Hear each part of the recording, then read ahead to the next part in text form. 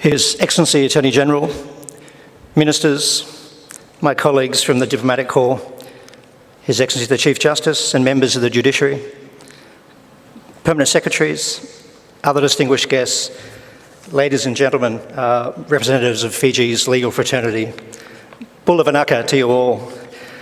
And thank you very much, Predika, for that introduction, and to the Attorney General's Department for the invitation to join you here today.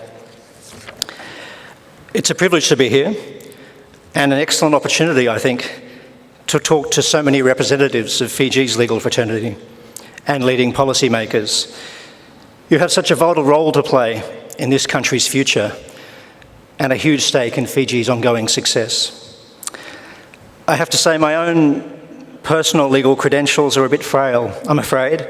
I stumbled through a law degree in Brisbane many years ago, determined to graduate with a decent enough grades to become a diplomat, or if that fell through, to try to learn enough of the law to become a criminal prosecutor.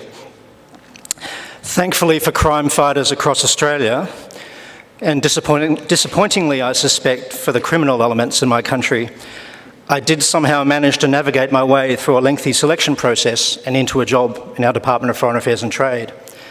And nearly 30 years on, here I am in Fiji.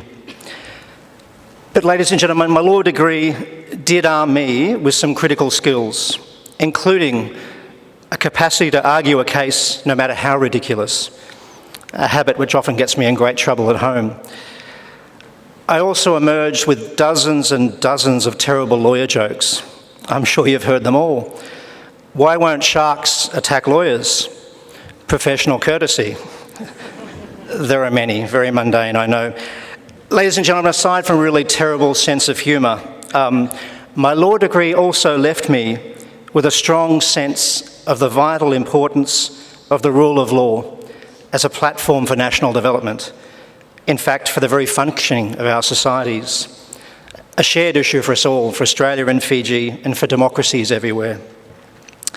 Now, I know that term, the rule of law, is so commonly used that it's in need of greater definition, and that this in itself has been the subject of debate by great legal minds over many years.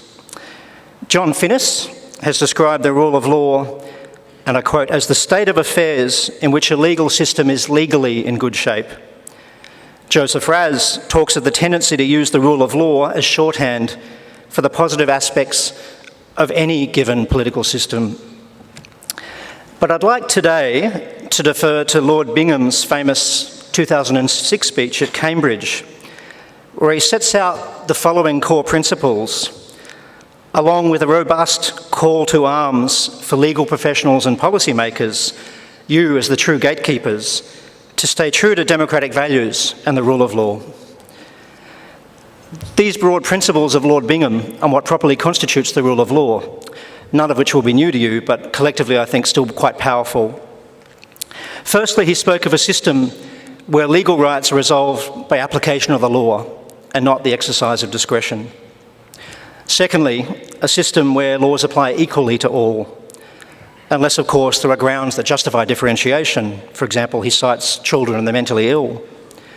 Thirdly, that the law is accessible, clear and predictable.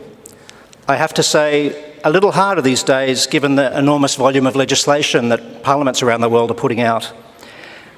And the tendency of legal drafters, you know who I mean, to use language discernible only to them and to others from their home planets.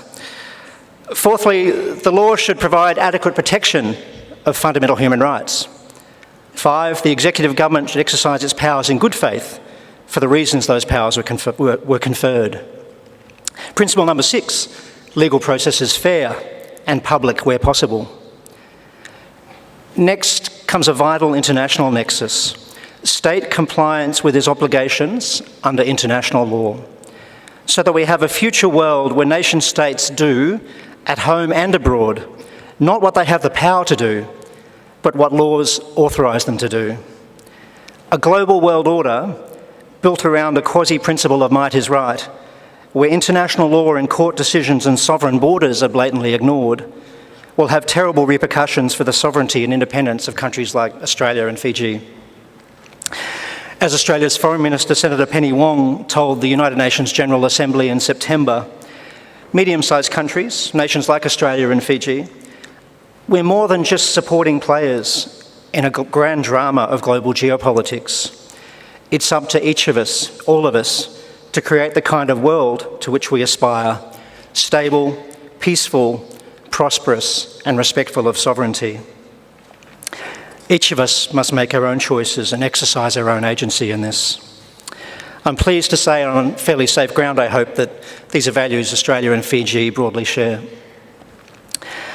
And finally, the call to arms to you, to each of you in this room, starting with Lord Bingham's vital point on the indispensable link between the rule of law and democracy.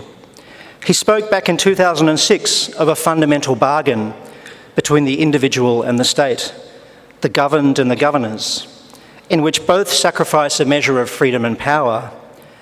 Now, as part of this fundamental bargain, each of us as individuals accepts we can't exercise unbridled freedom, such as that enjoyed by Adam in the Garden of Eden, and we accept the constraints imposed by laws properly made because of the broader benefit we all derive from them.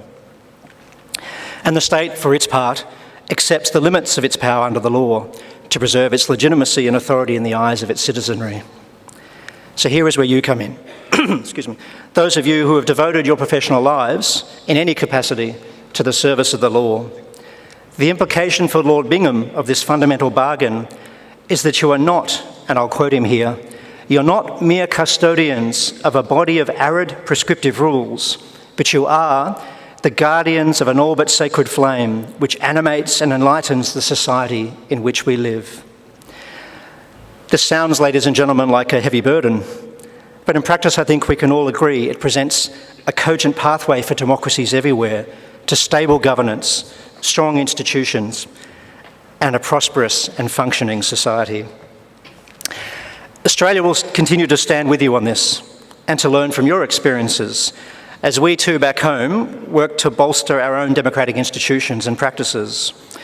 Now, this includes more robust electoral processes in Australia, an ongoing body of work, stronger anti-discrimination laws, greater effort to combat human trafficking and modern slavery, better protections for women and girls, including their safety at home and in the workplace, new institutions to combat corruption and all its corrosive impacts, both at home and abroad, and greater support for sustainable, competitive and diverse news media.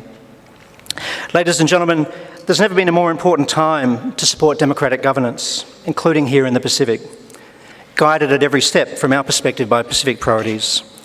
As our Foreign Minister Penny Wong has said numerous times, we want to work with Fiji and our other Pacific partners to build a region that's peaceful, prosperous and resilient, where the sovereignty of nations large and small is respected, where the responsibility for Pacific security remains in our hands, the hands of the Pacific.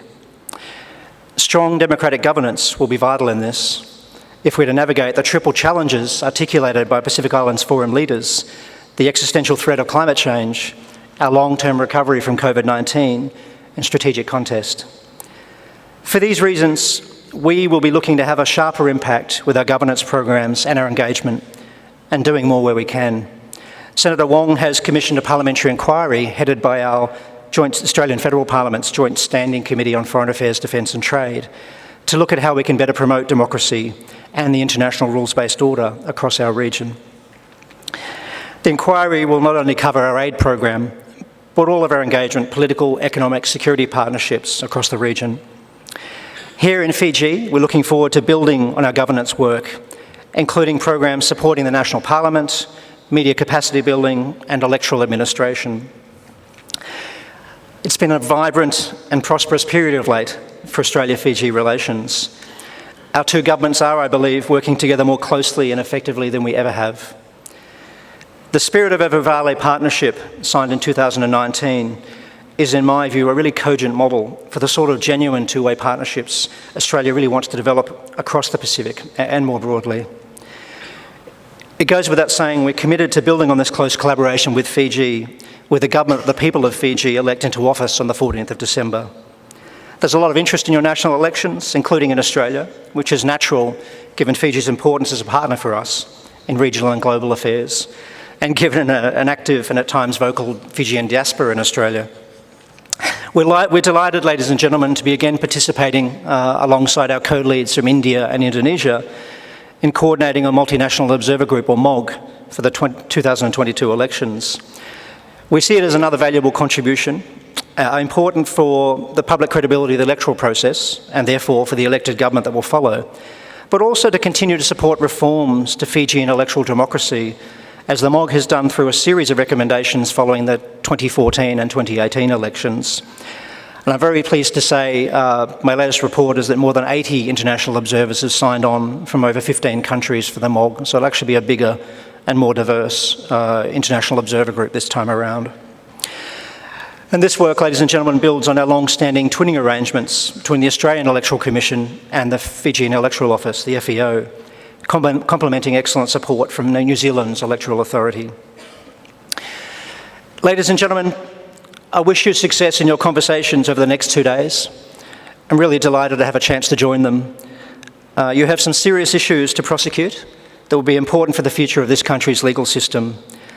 And I hope that Lord Bingham's call to arms for the legal profession resonates with you all as you take forward your important work as stewards of the rule of law here in Fiji.